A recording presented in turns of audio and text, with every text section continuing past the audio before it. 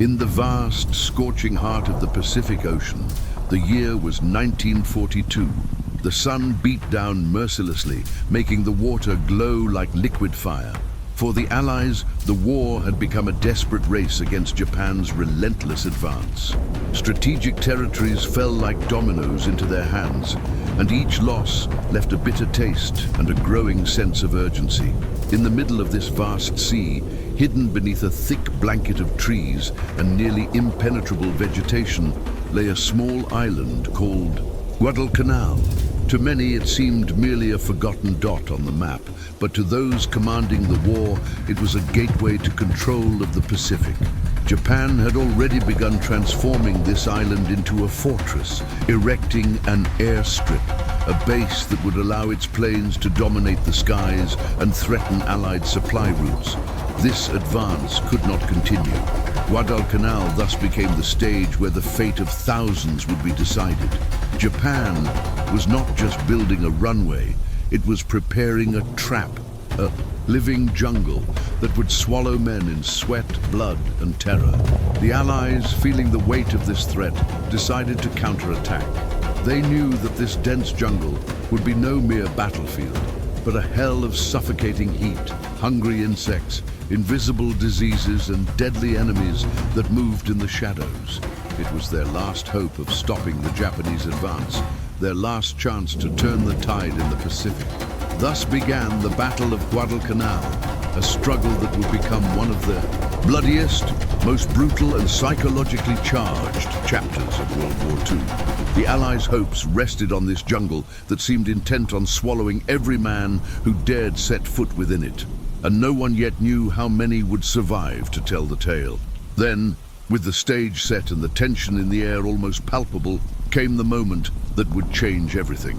On August 7th, 1942, the first American soldiers landed on the coast of Guadalcanal. Imagine weary men, often ill-prepared for the terrain they would face, treading a strange land where every step could be a trap. The jungle was a living wall, trees so dense they barely let in sunlight, the humid heat clinging to the skin, the constant sound of insects and unseen animals. They didn't just encounter the Japanese enemy, they encountered a natural environment that seemed to fight them at every turn. Mud stuck to their boots, mosquitoes sucked their blood, and fear crawled silently among the leaves. There, in that unforgiving jungle, the war wouldn't just be against another army, it would be a fight for survival against the environment itself. But the American soldiers had a clear mission: to seize and hold the airstrip before the Japanese could complete it.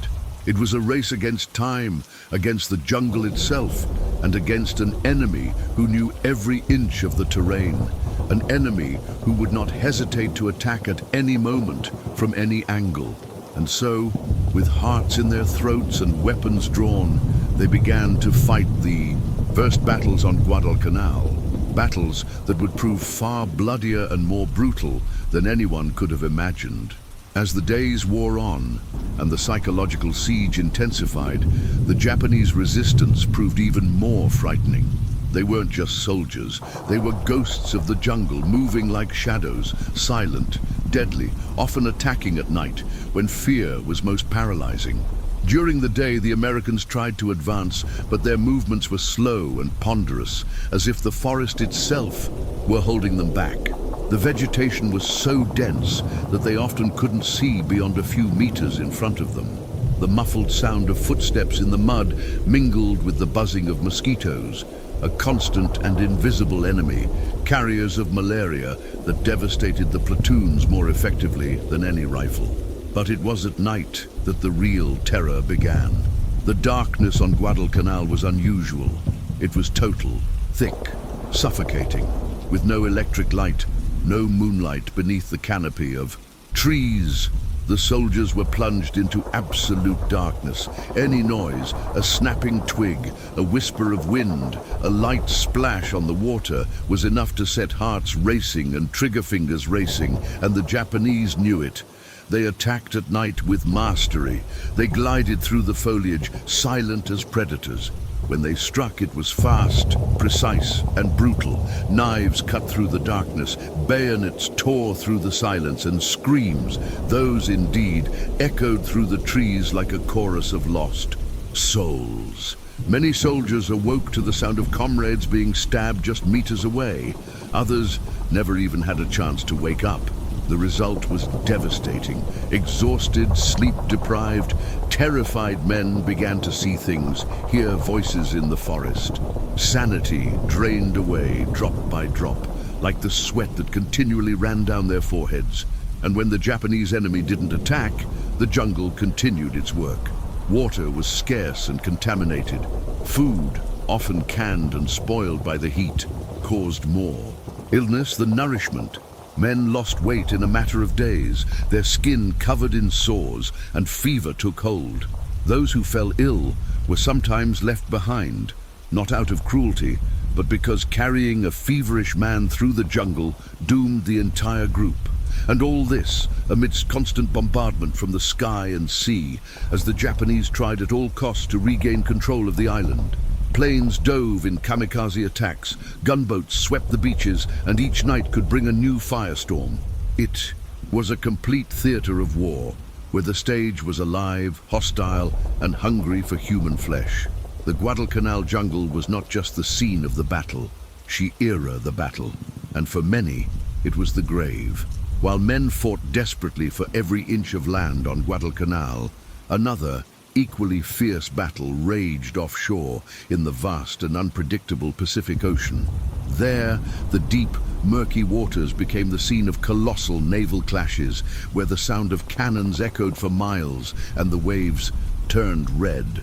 It was the naval battle of the Coral Sea, a brutal dispute for control of sea routes and vital logistical supplies for soldiers dying in the jungle. The Japanese knew that if they cut off the American supplies, the island would fall to starvation without food, ammunition, or reinforcements. So they began a series of relentless attacks on Allied transport ships, using both cruisers and aircraft, launched from aircraft carriers, hidden behind the horizon. The Americans, in turn, responded with fury. Aircraft carriers like the USS Enterprise and the USS Saratoga became floating fortresses, sending squadrons of planes on attack and defense missions every dawn. Dogfights became commonplace, veritable dances of death in the Pacific sky, with fighters clashing in dizzying spins and dives, trailing spirals of smoke and flame. And beneath the waves, there was yet another enemy, submarines, silent, invisible, lethal. Many ships vanished from the surface in seconds, struck by torpedoes that came from the depths without warning. There was no time to scream, to run, only explosions and the black water closing in on the men. Every train that attempted to reach Guadalcanal was a life or death gamble. Many didn't make it. Others arrived torn apart, with wounded wreckage and dwindling supplies. Each successful delivery was celebrated as a victory. Each loss felt like a mortal blow. The naval battle became the beating heart of the Guadalcanal campaign.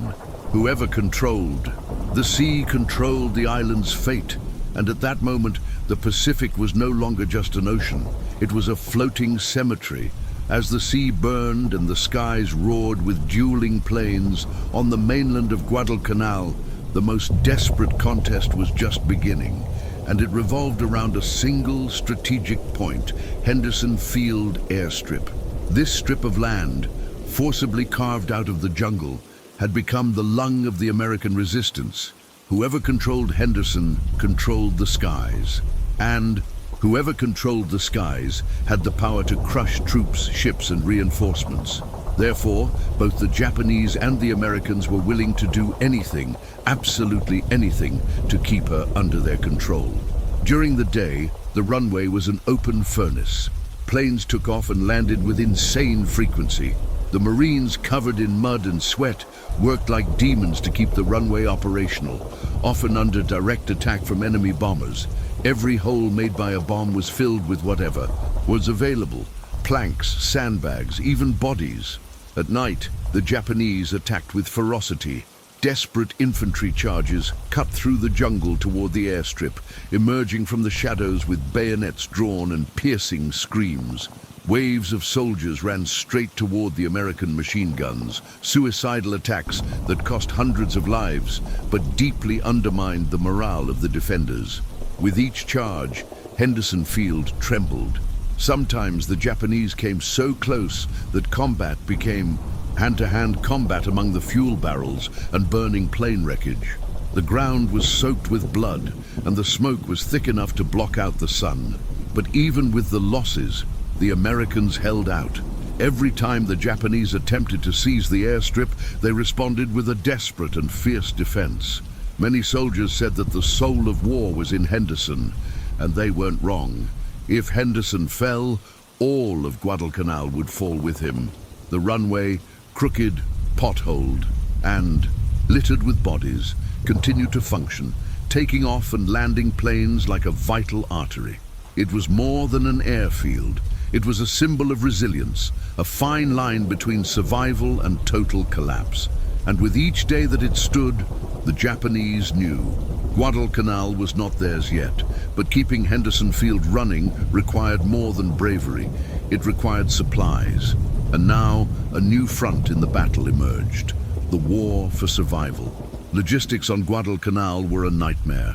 The island was isolated, surrounded by Japanese naval forces, and every American ship attempting to break the siege was a desperate gamble against death.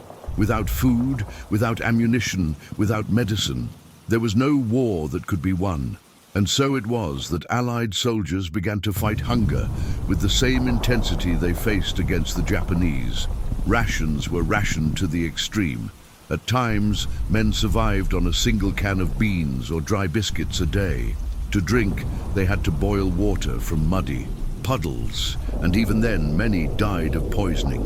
Malaria began to spread faster than bullets. Doctors didn't have enough morphine or quinine for everyone.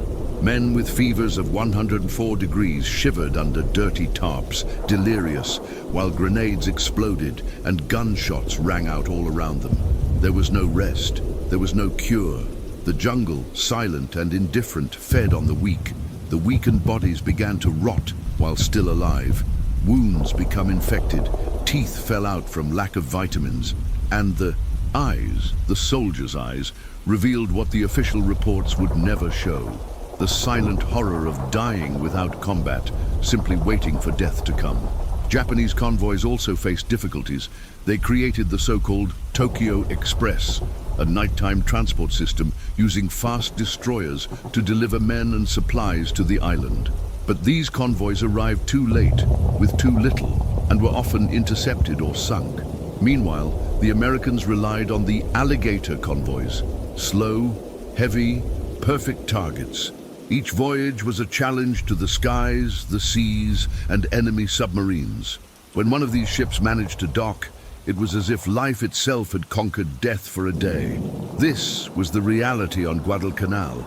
The war ceased to be between armies and became a duel of endurance between men who were hungry, feverish, hallucinating with thirst, and still fighting.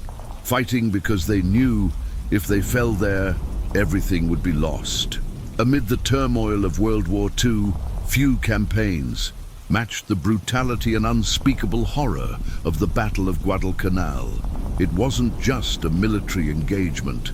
It was a fight for survival in an environment that seemed to conspire against human sanity itself. The island, an insignificant speck in the vast Pacific, became a tropical purgatory where savage nature and human ferocity fused in a symphony of death and despair. And even starving, feverish, and on the brink of madness, they fought with every fiber of their being against the exhaustion that corroded their bones, against the fever that burned their body and mind, against the hunger that gnawed at their very core. The fine line between reason and insanity blurred with each passing day, but the will to survive, to fight back, to not give up a single inch of ground, was the last flame burning in their bleary eyes. They fought because the jungle offered no respite. It was a silent and relentless enemy. with its suffocating humidity, its tropical diseases, and its dense vegetation that swallowed men whole. And neither did the Japanese. Each night a new attack, a war cry echoing in the darkness, a rifle flash ripping through the night. With each dawn, more bodies scattered in the undergrowth, silent witnesses to the nocturnal carnage. It was in this apocalyptic setting, where life was worth less than a bullet, that the most cruel and intimate battles of the entire campaign began. Hand-to-hand combat in the jungle, where every leaf could hide an enemy and every shadow could be the last thing a man would see. The jungle as enemy, a battlefield without lines. The front lines blended into the forest.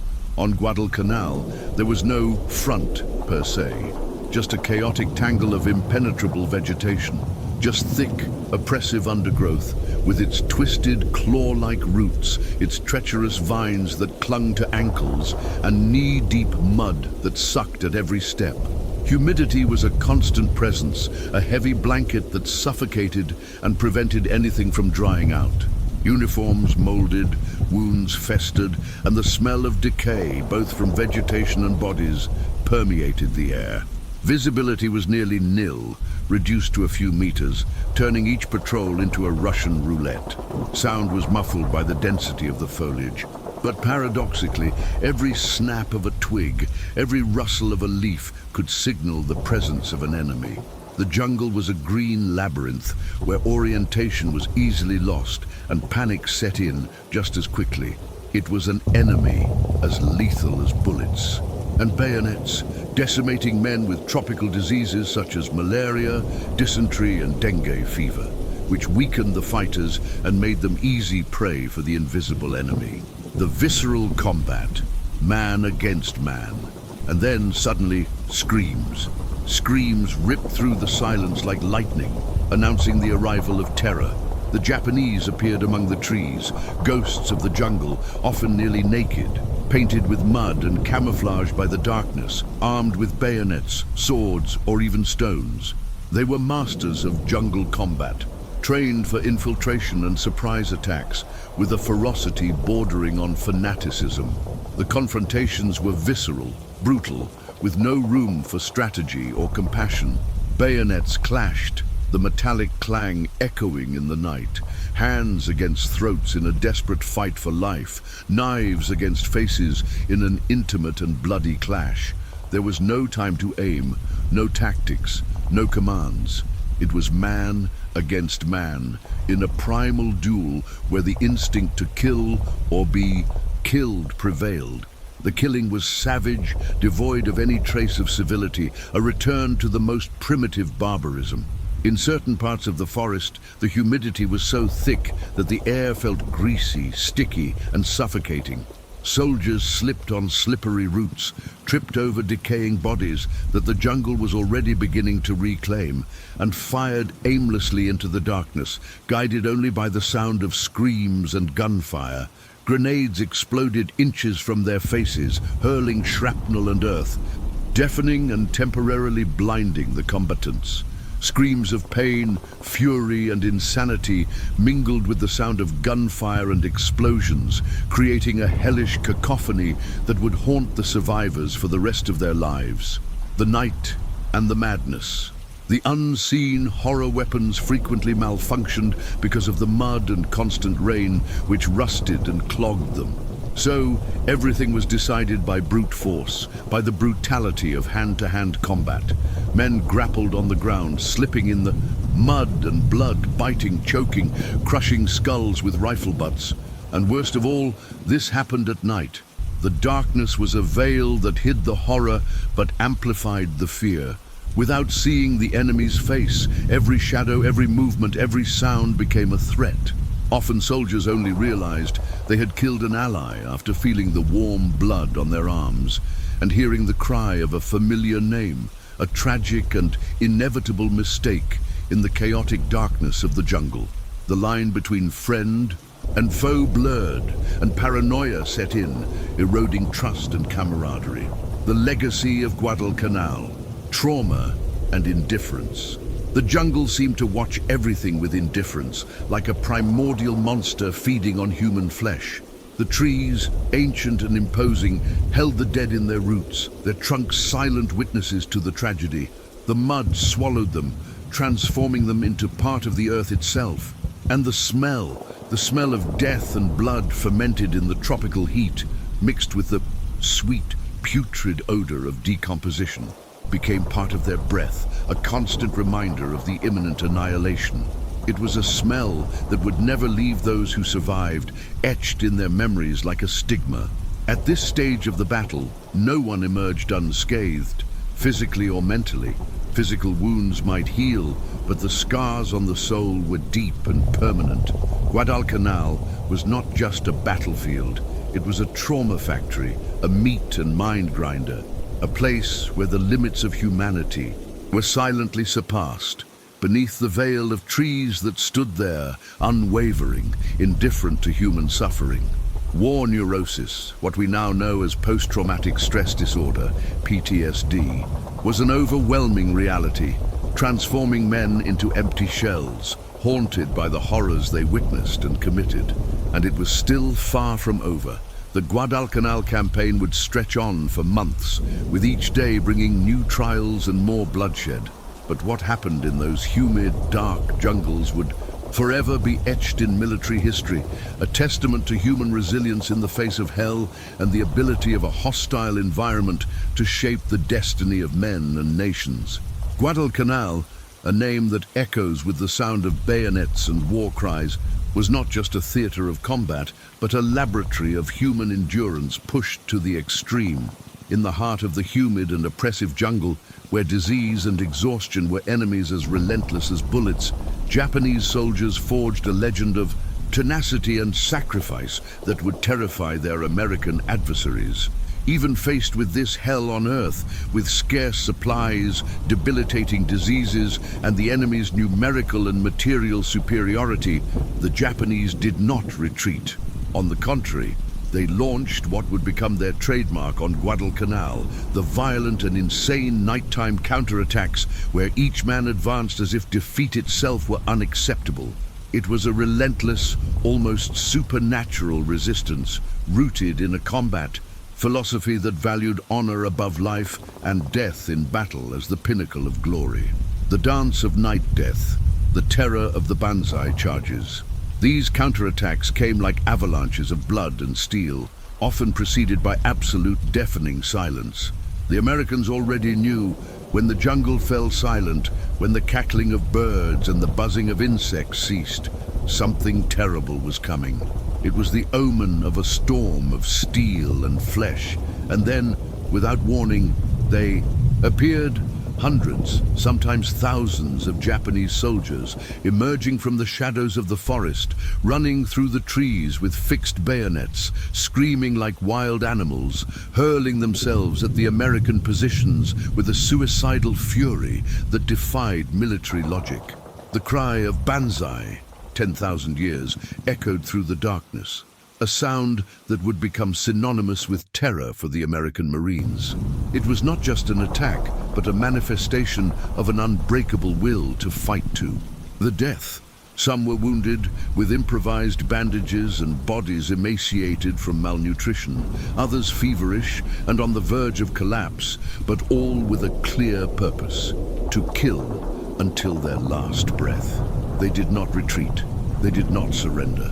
Surrender was considered the greatest dishonor, an indelible stain on the honor of the warrior and his family. They attacked until they died, in a display of fanaticism that shocked and demoralized Western soldiers, accustomed to a war doctrine that contemplated retreat and surrender as tactical options. Legendary battlegrounds, Matanikau and Bloody Ridge. Many of these attacks took place in locations that would become legendary in the campaign's history, such as the banks of the Matanikau River and the infamous Edson's Ridge, dubbed Bloody Ridge by the Americans. On the Matanikau, the fighting consisted of a series of brutal skirmishes and Japanese attempts to outflank the American defenses, turning the river into a bloody barrier. At Bloody Ridge, the situation was even more desperate.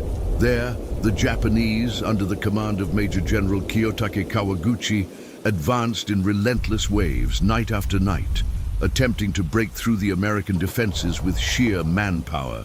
The trenches and machine gun posts of the Marines, commanded by Colonel Merite Edson, became the epicenter of unspeakable carnage.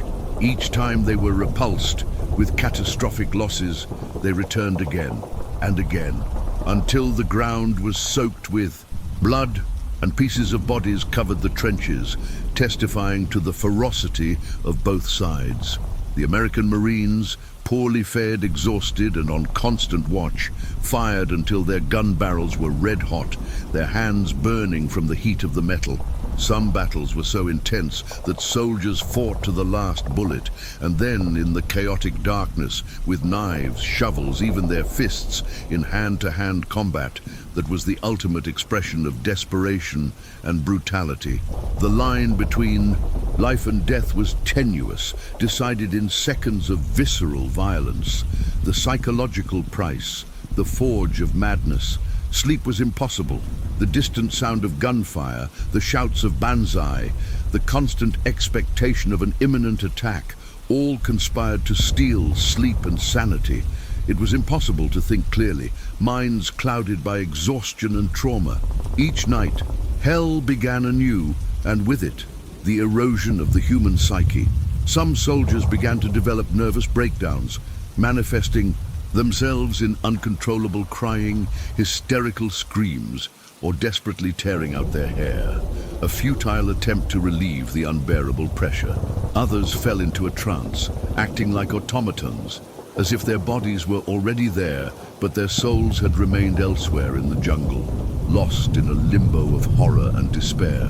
The psychological impact of the Guadalcanal campaign was immense, leading to a significant number of combat stress casualties, a testament to the brutality of jungle warfare. But what shocked the Americans most was not just the violence, but the inhuman determination of the Japanese. Many of them simply refused to die passively. Even when hit by multiple bullets, they crawled to Allied posts with hidden grenades, blowing themselves and anyone nearby up in a final act of defiance. Some even feigned death, and at the last moment bayoneted those approaching, a desperate and terrifying tactic. This refusal to surrender, this willingness to make the ultimate sacrifice, was an alien concept to many Western soldiers, and added a layer of horror and unpredictability to the fighting. Honor and sacrifice, the philosophy of Bushido. It was a relentless war where life was valued less than honor. For the Japanese, influenced by the code of Bushido, surrender was a shame worse than death. The idea of capture was unthinkable, and death in combat was seen as the greatest honor, a supreme service to the emperor and the nation. This philosophy transformed every engagement into a fight to the finish, an end that was always brutal, always bloody, where the line between courage and fanaticism became indistinguishable.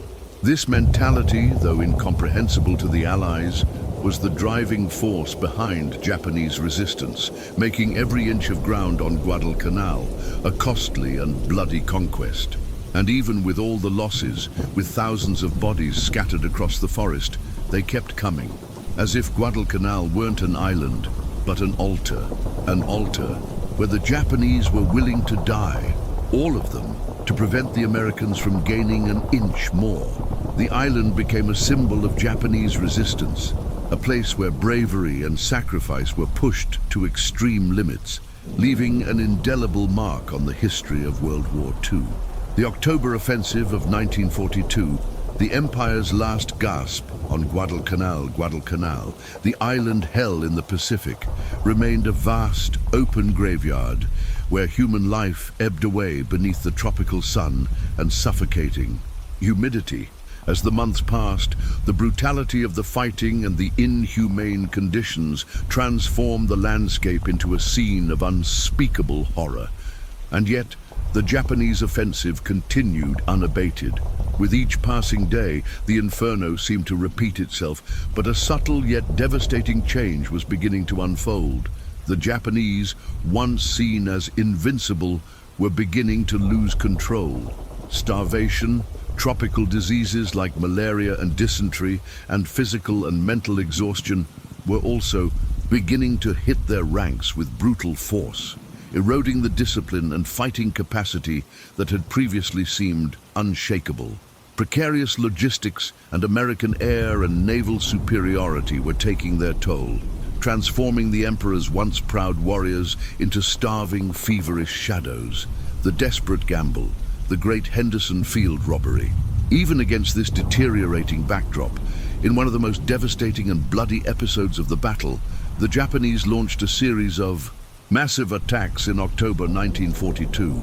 It was a desperate gamble, a final attempt to reverse the course of the campaign and destroy the American forces, retaking Henderson Field once and for all. The objective was clear: to annihilate the Allied air base, which had become the Achilles heel of Japanese operations on the island, and to drive out the American Marines. To this end, they assembled thousands of men, many of them newly arrived and unacclimated to the brutal jungle conditions, for a massive frontal assault. The attacks came over 3 consecutive nights, between October 23rd and 26th, in a carnage that tested the limits of human endurance. The violence was so intense that the entrenched and prepared American soldiers believed they would be overwhelmed by the Japanese fury. The assault waves, though courageous, were often poorly coordinated and based on outdated information about American positions. The jungle, treacherous and unforgiving, did not favor the attackers. The dense vegetation, the lack of clear trails, and the darkness of night made the advance a logistical and tactical nightmare for the Japanese. The death march and the inevitable massacre, they trudged through the tall grass, exhausted, dehydrated, and disoriented. Many lost their way, wandering aimlessly in the jungle darkness, victims of disorientation and the unforgiving terrain. Others marched without food for days, their bodies wasting away, only to reach the front lines too weakened to fight with the necessary ferocity. Hunger and disease had already claimed more Japanese lives than American bullets, even before contact with the enemy. When they finally reached the American positions, what was supposed to be a devastating blow, a surprise attack that would break through the defenses, turned into a one-sided massacre. Lack of supplies and physical exhaustion turned their bravery into a useless sacrifice. American machine guns, carefully positioned in well-defended firing nests, with fields of crossfire that swept away any advance, wiped out entire ranks of Japanese soldiers. The incessant sound of M1917s and M1919s, combined with rifle and mortar fire, created an impenetrable wall of lead. And still, they kept coming. Even without weapons, many with only bayonets fixed to empty rifles, even staggering from exhaustion and hunger, they ran toward enemy fire with sticks, stones, or simply screaming, as if death itself were a relief, a release from hell on earth. The Japanese doctrine of non-surrender and the belief in the honor of death in combat fueled these suicidal attacks, which, while heroic in their determination, were tactically disastrous. The apocalyptic scenario and the horror of victory. Some accounts from US Marines describe the scene as surreal, brutal, indelible. Bodies piled up in the mud, forming grotesque mountains of flesh and uniform. The earth shook with the impact of grenades and artillery shells. Blood ran down the embankments, mixing with the mud, and rainwater dyeing the landscape a somber red. The trees, once vibrant green, were drenched in flesh and gunpowder, their trunks scarred by shrapnel and bullets. The smell of death, decay, and burnt gunpowder hung heavy in the air, a constant reminder of the carnage. In the days following the October offensive, the ground around Henderson Field seemed to throb with decaying corpses. The sight was nauseating, a macabre testament to the scale of the massacre. The Americans, winning through superior firepower and position, were horrified, not by the victory itself, but by the manner in which the Japanese had chosen to die. Japanese resilience was legendary, yes, But now it was becoming clear they were dying faster than they could reinforce themselves. With each attack, the fighting capacity of the Imperial Japanese Army on Guadalcanal was drastically diminished, with no possibility of adequate replenishment of men and supplies. The useless sacrifice and the altar of Guadalcanal. Still, there would be no surrender. There would be no use for peace. Japanese combat philosophy, rooted in Bushido, forbade surrender and extolled death in combat as the highest honor. Guadalcanal remained a living trap, and the Japanese were willing to let it consume them to the last man. The island became, for them, an altar of sacrifice, where lives were offered in the name of emperor and nation, in a display of loyalty and fanaticism that, though incomprehensible to the West, was the driving force behind their resistance.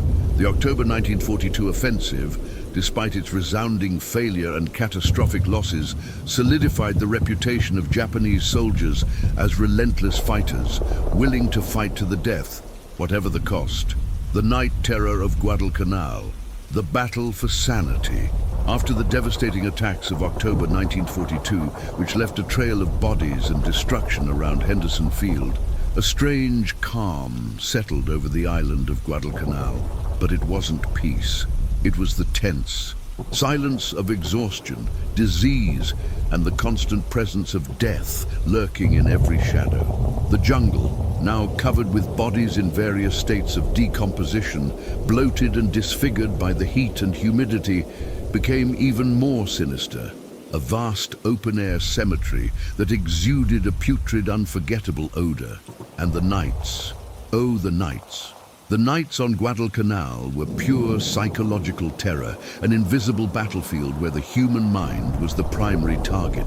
Brew and the Meadow Symphony when the sun hid behind the twisted palm trees, plunging the island into absolute darkness. The true nightmare began. Without electricity, without the security of even minimal infrastructure, the soldiers were plunged into a darkness so dense it seemed palpable. The darkness was alive, charged with sounds that amplified in the oppressive silence. The rustling of the forest, which could be the wind or an enemy crawling. The incessant buzzing of mosquitoes, carriers of malaria and dengue fever. The subtle clink of bayonets, a metallic sound that chilled the spine, and sometimes a whisper, a muffled moan, a scream piercing the silence, coming from nowhere, or from some wounded soldier left behind. Every sound, every shadow was a trigger for paranoia, transforming the night into a macabre symphony of fear and uncertainty. Hallucinations and the breakdown of the mind, extreme fatigue, chronic hunger, dehydration, and constant tension were breaking the boundaries of sanity. Many soldiers reported auditory and visual hallucinations. They swore they heard footsteps that never came closer, breathing nearby when no one was present, voices calling their names from the darkness. Sleep deprivation and severe malnutrition contributed to a state of delirium where reality blended with their worst nightmares. Some would remain in combat positions for hours, their finger on the trigger, their eyes wide open in the darkness, waiting for an ambush that never came, but which they're exhausted. Minds insisted on creating. Others, overcome by panic, would shoot at their own shadows, revealing their positions and wasting precious ammunition. The fear of being attacked while sleeping was so intense that many preferred constant vigil, even if it meant the progressive deterioration of their mental health. Japanese psychological warfare, the invisible enemy. But the fear was not unfounded. The Japanese, masters of jungle warfare and exploiting the enemy's psychological weaknesses, knew how to use fear as a weapon. They infiltrated American lines like ghosts, creeping in absolute silence, taking advantage of the darkness and dense vegetation. They cut through barbed wire fences, stabbed sentries at their posts, and threw grenades into the tents where soldiers were trying to rest. Then they disappeared into the night, leaving behind chaos, terror, and uncertainty. These infiltration tactics and surprise attacks, known as banzai charges and night infiltrations, had a clear objective: to break enemy morale, transforming the island into a psychological hell. And when there were no attacks, there were screams. The screams of wounded soldiers left behind, agonizing in the darkness, their cries echoing through the jungle, corroding the souls of those who heard them. Or worse yet, fake screams, designed to lure unsuspecting Americans into brutal ambushes where compassion became a death trap.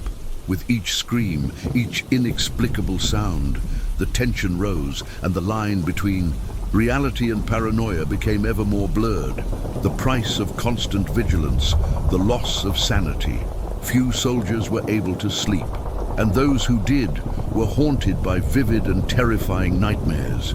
They dreamed of the sound of bones breaking, of bodies sinking into the mud, of blood-covered faces emerging from the shadows. It was like living in a looping nightmare, where rest was a risk and awakening a new horror. Sleep deprivation, combined with constant stress and malnutrition, led to profound mental exhaustion. It was in this atmosphere of paranoia and mental breakdown that many soldiers began to lose their grip on reality. Some talked to themselves, mumbling incoherent phrases or reliving combat dialogues. Others disappeared into the jungle, driven mad, unable to bear the weight of Guadalcanal's reality. One commander even reported that the forest was stealing men's souls, slowly, like an animal devouring from within. A frighteningly accurate metaphor for what was happening to the combatants' psyches. Those nights didn't kill with bullets, grenades, or bayonets. They killed with silence, fear, and despair. They killed hope, sanity, and the very humanity of men. Guadalcanal wasn't just a battle for life. It was a struggle to maintain sanity in a place where hell seemed endless, a supreme test of human resilience in the face of absolute terror. Guadalcanal, the invisible enemy and human degradation.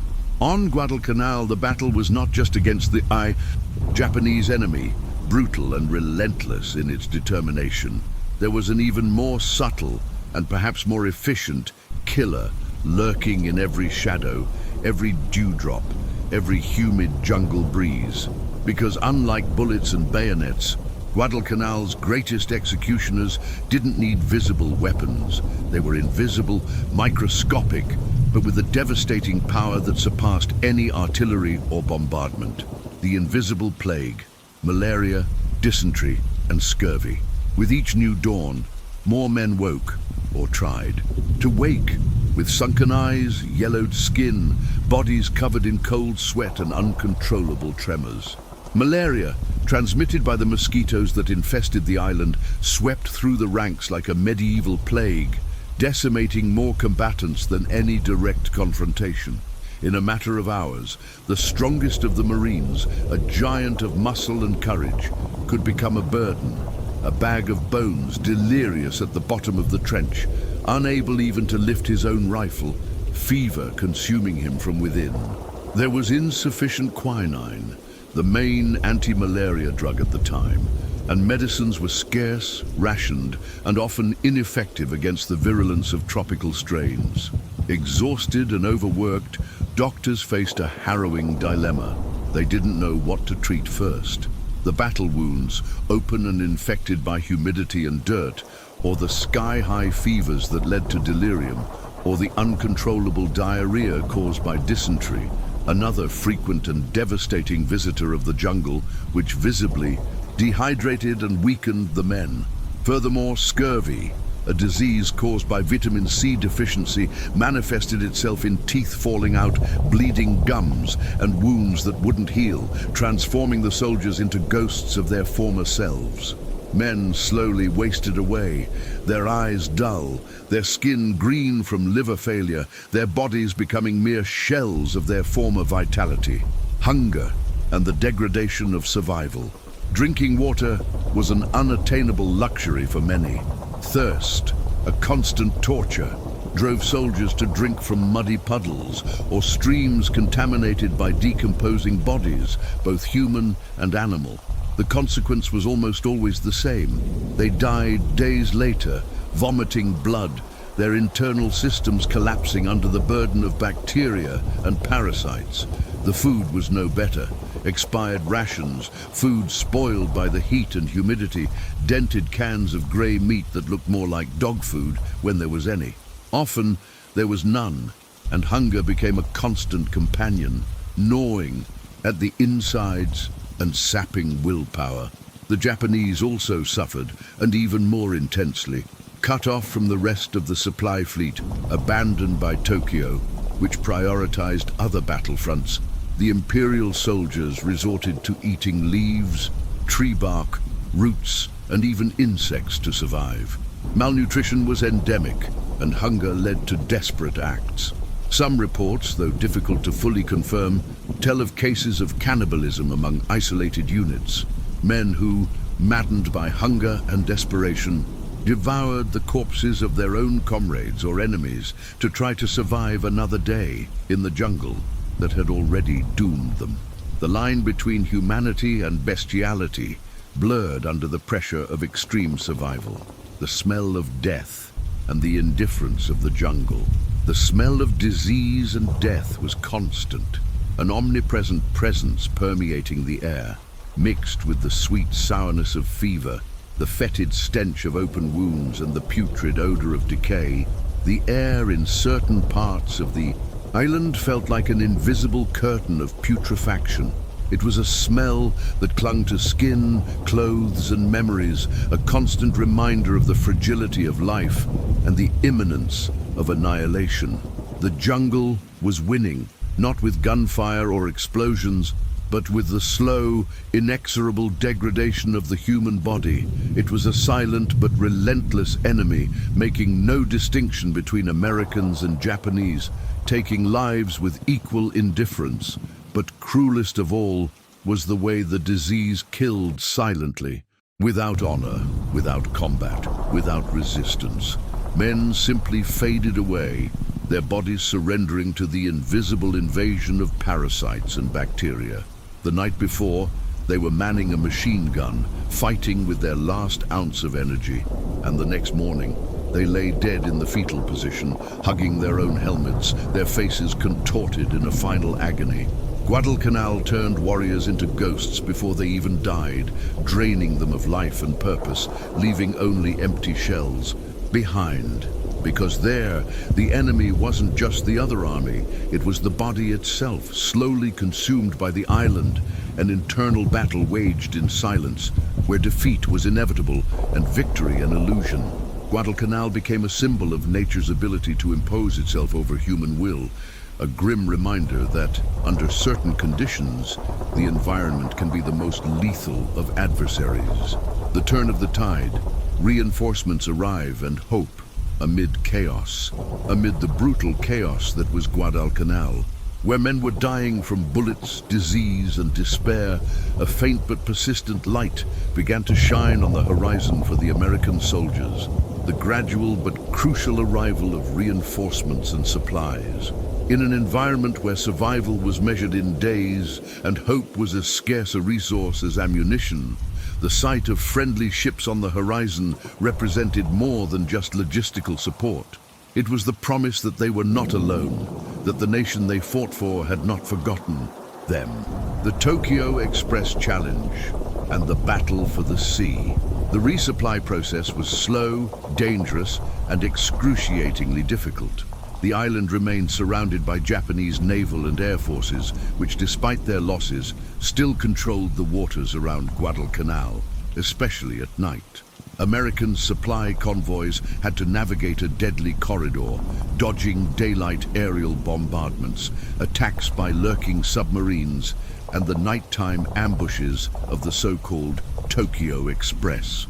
This was the nickname the Americans gave to the fast and dangerous Japanese destroyers that with frightening efficiency descended through the slot, the New Georgia Strait, night after night, attempting to bring reinforcements and supplies to their starving and desperate troops.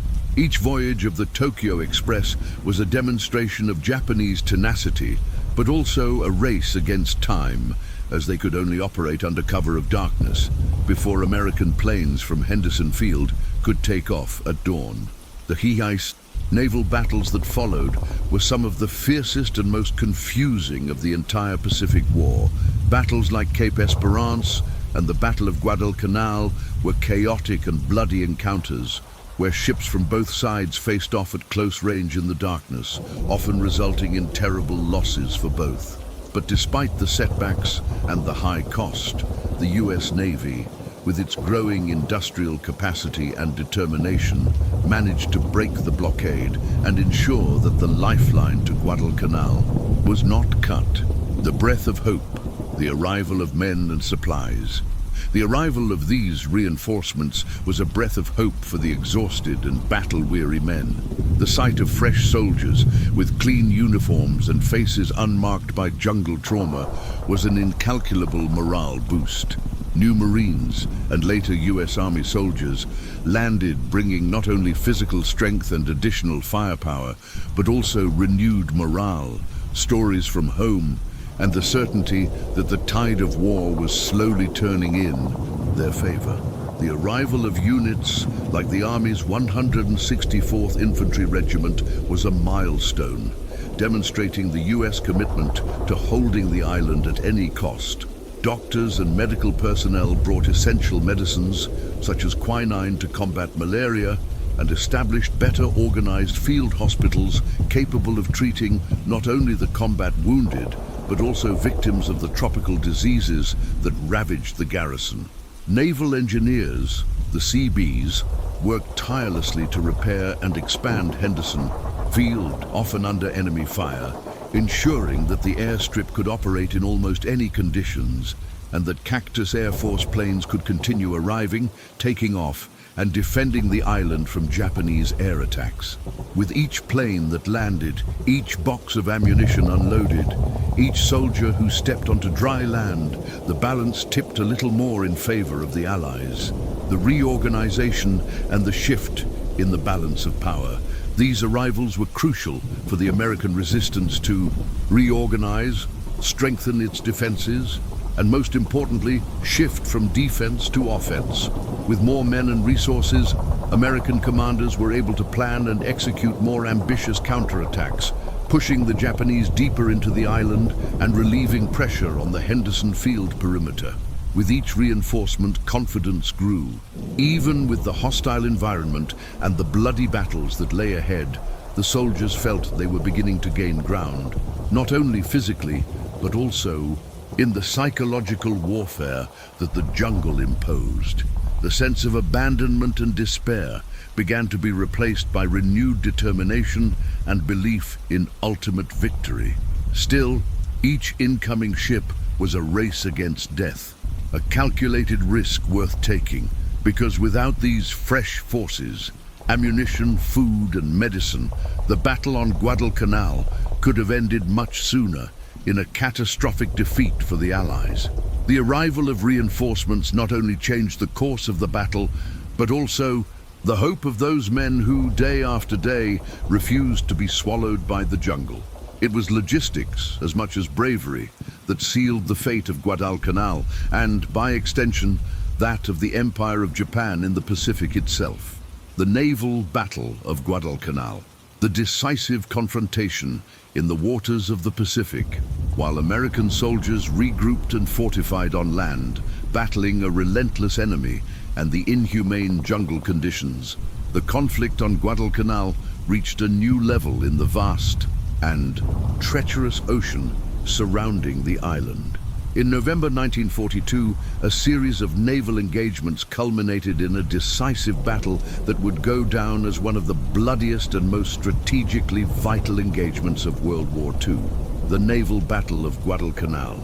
It was not just a dispute over territory, but a desperate struggle for control of the sea, the true heart of the Pacific Campaign, where the fate of the island, and by extension, the fate of the war, would be sealed.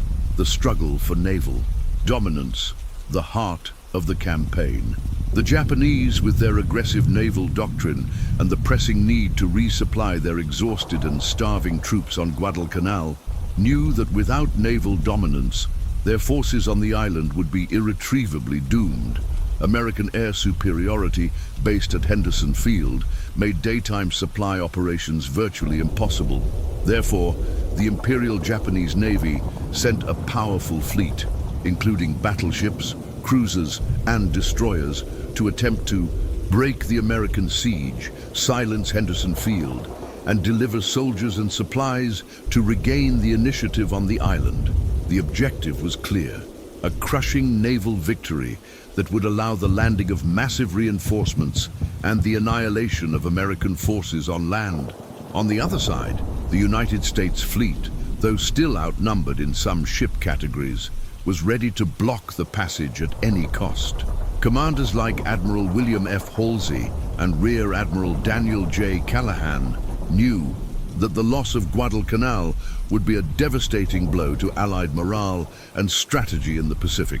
Battleships, cruisers, destroyers, and, indirectly, aircraft carriers, whose planes played a crucial role in aerial combat and reconnaissance, faced off in fierce and chaotic battles where every cannon shot, every torpedo fired, could decide the fate of thousands of men trapped on the island, depending on the supply line that passed through those waters. The night chaos at Iron Bottom Sound 4. Hours, the battle descended into chaos at sea, especially in the waters that would become known as Iron Bottom Sound due to the number of ships sunk there. Ships circled, firing missiles and bullets in all directions, clashing in hand-to-hand combat between vessels, where visibility was almost nil and confusion reigned. Explosions lit the night with eerie flashes, sending black smoke and soot over the water, while the deafening sound of cannon fire and explosions echoed for miles. It was a battle of nerves and reflexes, where luck and individual courage often decided the outcome. Japanese and American submarines attacked underwater like silent predators, adding a layer of terror and unpredictability to surface combat. Planes from both Cactus Air Force and aircraft carriers at Henderson Field dove to bomb enemy ships, while others raced across the sky in frantic dogfights, vying for control of the airspace. The naval battle of Guadalcanal was not a single engagement, but a series of naval and aerial engagements that lasted several days, with significant losses on both sides, but with a clear strategic objective: control of the island. The strategic turn and the end of Japanese hope. The outcome of this battle was decisive. The Americans, despite their own losses, managed to sink several Japanese ships, including 2 battleships, and, crucially, prevent the arrival of vital reinforcements and supplies to the Japanese troops on the ground. The American victory solidified the naval blockade around Guadalcanal, sealing the fate of the Japanese forces on the island. This victory at sea meant much more than geographic control. It spelled the end of Japanese hopes of retaking the island and marked the turning point in the Pacific campaign. From then on, the strategic initiative definitively passed to the Allies. For the soldiers in the jungle, hearing the roar of cannons and seeing the flashes of explosions on the horizon, the naval battle was not just a distant conflict. It was the assurance that help would continue to arrive, that the resistance would not be crushed. It was confirmation that their sacrifices would not be in vain. And so, the fate of Guadalcanal began to change, with the tide of war finally turning in the Allies' favor, paving the way for eventual victory on the island and ultimately in the Pacific. Twilight of the rising sun, the Japanese retreat from Guadalcanal, exhausted, starving, and surrounded by forces they could no longer contain.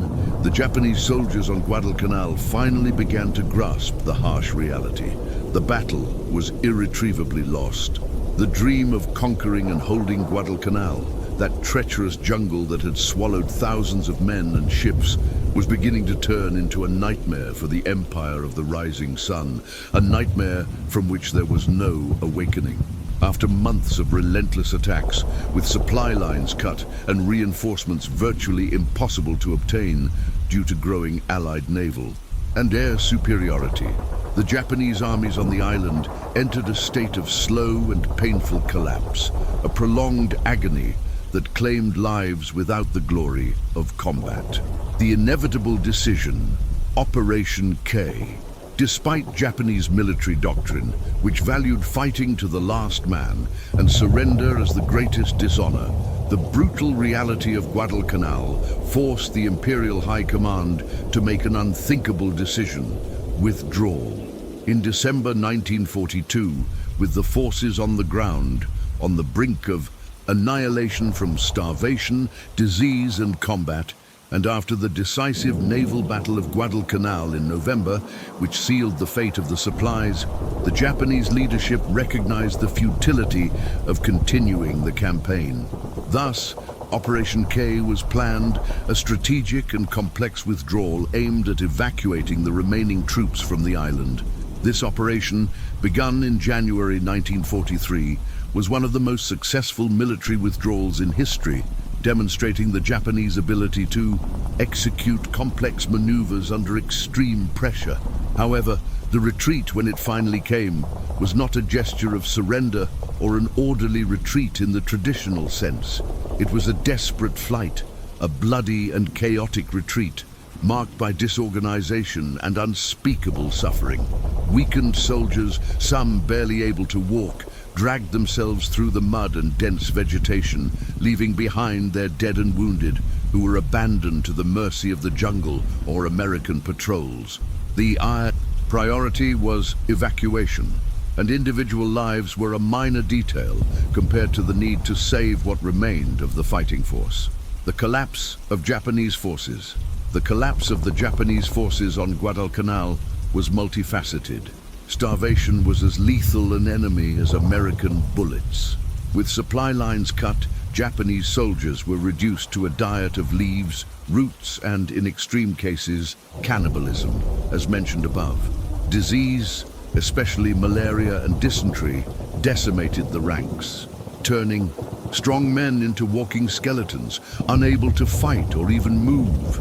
Physical and mental exhaustion, after months of uninterrupted fighting and deprivation, broke the spirit of many. Morale, once unshakable, crumbled in the face of the reality of inevitable defeat and the indifference of a command that seemed to have abandoned them. As Japanese forces disintegrated, American forces tightened their grip, methodically advancing through the difficult terrain. The jungle, a silent accomplice, hid. Corpses and bones that would never be found, silent witnesses to a human tragedy of epic proportions. The Henderson Field airstrip, the central objective of the entire campaign, remained firmly in American hands, beating the pulse of victory and serving as a symbol of Allied air and logistical superiority. The Allied victory and the turning point in the Pacific. The victory at Guadalcanal was not merely military, it was a testament to resilience, courage, and determination in the face of absolute horror. For the Allies, it represented the first major successful offensive in the Pacific and marked the turning point in the war against Japan. Before Guadalcanal, Japanese expansion seemed unstoppable. Afterward, the strategic initiative passed to the Allies, who began advancing inexorably toward Japan. The campaign demonstrated the ability of the US Marines and Army to fight and win under extreme conditions, and the crucial importance of naval and air superiority to the success of amphibious operations. But the price of this victory was high. Tens of thousands of lives lost, bodies buried among the trees and in the mud, and physical and psychological scars that would never fully heal for the survivors. Guadalcanal became a symbol of the brutality of war, of human strength in the face of despair, and of the jungle that relentless swallowed men and empires. And with the Japanese defeat there, the course of World War II in the Pacific changed forever, paving the way for the eventual Allied victory. And even after the Japanese withdrawal and the definitive conquest of Guadalcanal by the Allies, the battle left deep scars, not only on the island's soil, but in the memory of all who survived and in the course of the World War. Guadalcanal has become a symbol of human resilience in the face of absolute chaos, a cruel reminder that in war there are no easy winners. The lessons of this bloody jungle shaped future strategies, reinforced the importance of naval and air control, and showed the true price of determination, often life itself. Veterans of the island forever bore the physical and emotional scars of that hell. Many never spoke of what they experienced there, but the silent stories passed down from generation to generation.